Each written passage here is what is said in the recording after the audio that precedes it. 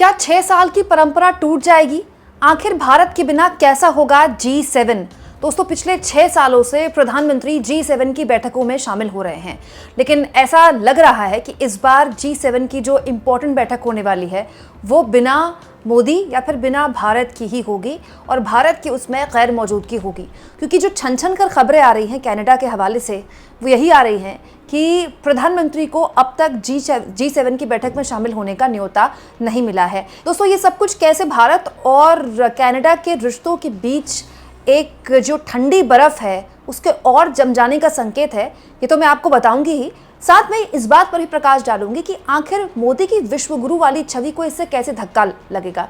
दोस्तों, सबसे पहले सबसे ज़रूरी खबर आपके सामने रख देती हूँ। इस बार G7 की जो बैठक होने वाली है उसकी अध्यक्षता कनाडा ने करनी है और कनाडा से जो जानकारी अब तक निकल कर आई है मीडिया के हवाले से कि कनाडा ने अब तक प्रधानमंत्री मोदी को इसका न्योता नहीं दिया है। G7 की बैठक में पिछले 6 सालों से लगातार भारत शामिल हो रहा था, मोदी ही वहाँ जा रहे थे और इसकी जो परंपरा है फ्रांस ने शुरू की थी। फ्रांस ने जब अध्यक्षता की थी G7 की, तब भारत को इसमें बैठकों में शामिल किया गया था और तब से इसके लिए कहा जा रहा था कि इसका नाम अब बदल देना चाहिए, G8 कर देना चाहिए या G7+1 कर देना चाहिए, G7+ कर देना चाहिए, क्योंकि भारत भी लगातार इन बैठकों में शामिल हो रहा था और भारत की G7 में बैठकों में शामिल होना इस बात की भी तस्दीक कर रहा था कि भारत कितना बड़ा अंतर्राष्ट्रीय मंच में एक बहुत बड़ा बाजार बन चुका है जिसमें बड़ी इकोनॉमीज किसी भी हाल में भारत को अब इग्नोर नहीं कर सकती। लेकिन कनाडा ने ऐसा किया जिसके बाद दुनिया भर में इसको लेकर चर्चा है। दोस्तों, G7 में कितने देश हैं मैं आपके सामने रख देती हूँ। दोस्तों, G7 में कनाडा है, फ्रांस है, इटली है, जापान है, ब्रिटेन है और जाहिर तौर पर अमेरिका तो है ही। लेकिन भारत पिछले 6 सालों से इसमें शामिल हो रहा था क्योंकि दोस्तों ये जिन देशों का मैंने नाम लिया, France, Germany, Italy, Canada, Japan, Britain, इनमें से कई देशों से ज़्यादा बड़ी इकोनॉमी आज भारत की है।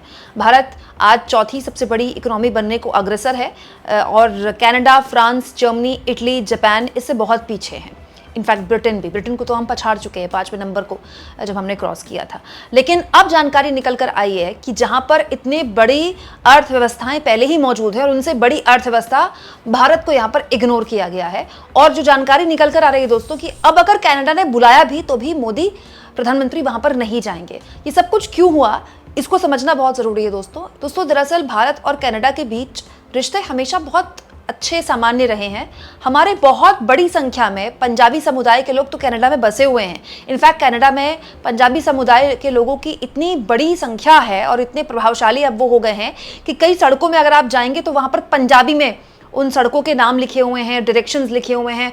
वहाँ की संसद में बड़ी संख्या में सिख कम्युनिटी के लोग मौजूद हैं, हिंदू कम्युनिटी के लोग मौजूद हैं। लेकिन दोस्तों, भारत और कनाडा के बीच के रिश्तों के बीच जो ठंडी बर्फ जमनी शुरू हुई थी, दरअसल साल 2023 में जमनी शुरू हुई थी। दोस्तों, उस वक्त के कनाडा के पीएम जस्टिन ट्रूडो ने एक बेहद ही आपत्तिजनक आरोप लगा दिए थे भारत पर और उन्होंने कहा था कि खालिस्तानी आतंकवादी निज्जर की हत्या में कथित भारतीय एजेंट शामिल हैं।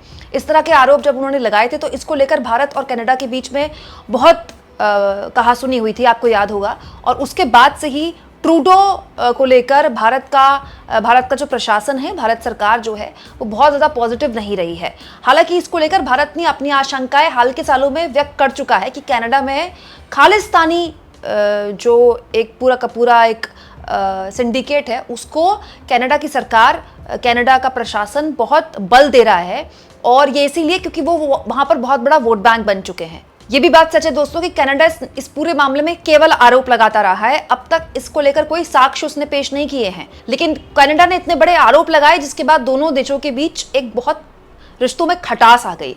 लेकिन कनाडा में उसके बाद चुनाव हुए और जस्टिन ट्रूडो चुनाव हार गए। जी हाँ दोस्तों, कनाडा के नए पीएम मार्क कार्नी ने भारत के साथ संबंध सुधारने पर जोर भी दिया था और अभी कुछ दिन पहले एस जयशंकर ने अपने कनाडा के काउंटरपार्ट से बात भी की थी। ये बात उन्होंने खुद शेयर की थी सोशल मीडिया एक्स में एस जयशंकर ने इस बातचीत के बारे में जानकारी शेयर की थी। तो ये माना जा रहा था कि अब कनाडा और भारत के जो संबंध है वो एक बार फिर से पटरी पर लौट सकते हैं। लेकिन फिलहाल G7 की बैठक में मोदी को ना बुलाना, प्रधानमंत्री को ना बुलाना इस बात के संकेत देते हैं कि दोनों ही जो कंट्रीज हैं, दोनों दोनों ही जो देश हैं अभी उतने गहरे संबंधों में वापस नहीं पहुंचे हैं, या फिर ये हो सकता है कि भारत अभी उतनी गहराई से शायद कनाडा पर पूरी तरह से विश्वास करने को तैयार नहीं, क्योंकि ये बहुत बड़ा कदम होगा।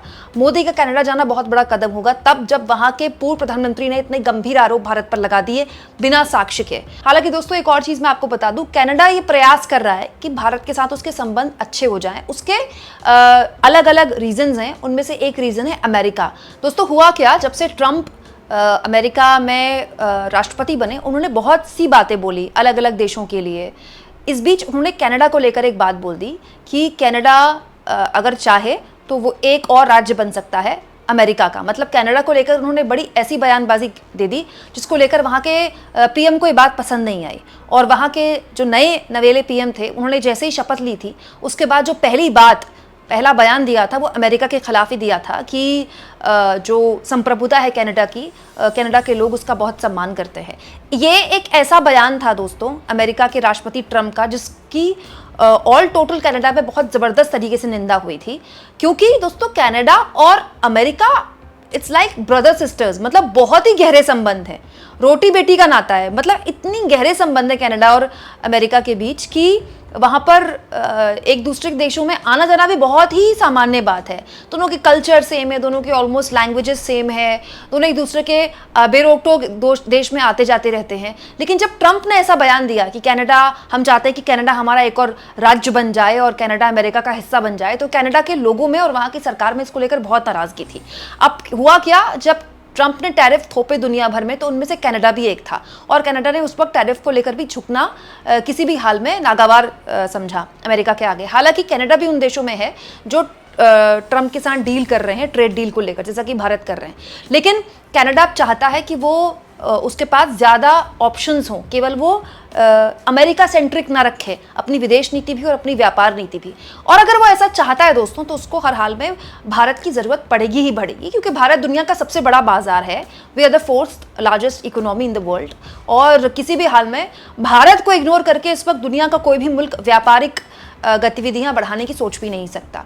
लेकिन इसमें एक पेच है दोस्तों, जैसा कि मैंने आपको बताया कि पूर्व की वहाँ की सरकार ने जो आरोप, बेहद गंभीर आरोप भारत पर लगाए, उसको लेकर जो एक विश्वास बहाली है अभी दोनों देशों के बीच नहीं बनी है।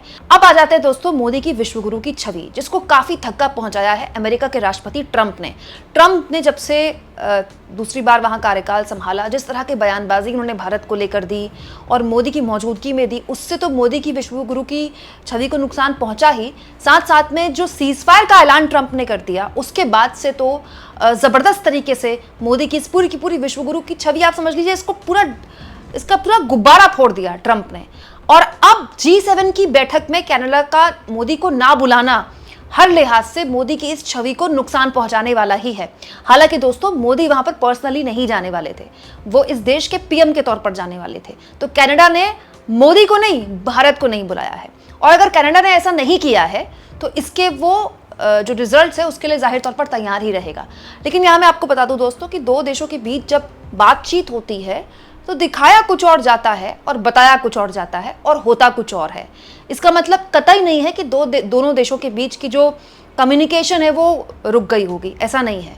इनफैक्ट CDS चौहान ने जो इंटरव्यू में अभी बात बोली है वो इसी को बल देती है कि भारत पाकिस्तान के बीच सैन्य संघर्ष चल रहा था, लेकिन लगातार दोनों मुल्कों के बीच जो बातचीत का जो चैनल्स थे वो बंद नहीं हुए थे।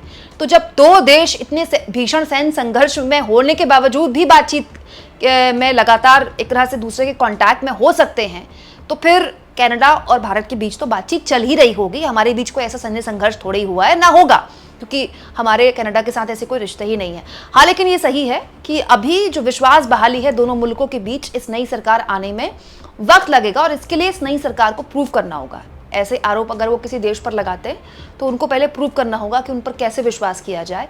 और उनमें से बहुत बड़ा एक पॉइंट यही है कि अपने देश में जो खालिस्तानी एक पूरा सिंडिकेट पनप रहा है उसको लेकर कनाडा सरकार कोई एक्शन ले। लेकिन हाँ, ये बात सही है कि G7 की बैठक में मोदी को इनविटेशन ना मिलना हर लिहाज से उनकी विश्वगुरु की छवि को नुकसान तो खैर पहुंचाता ही है। आपको क्या लगता है दोस्तों, कमेंट बॉक्स में जरूर लिखें और जितना हो सके चैनल को शेयर करें, सब्सक्राइब करें और थैंक्स और ज्वाइन के ऑप्शन से दोस्तों अगर आप चाहें तो कुछ आर्थिक मदद भी चैनल की जरूर करें।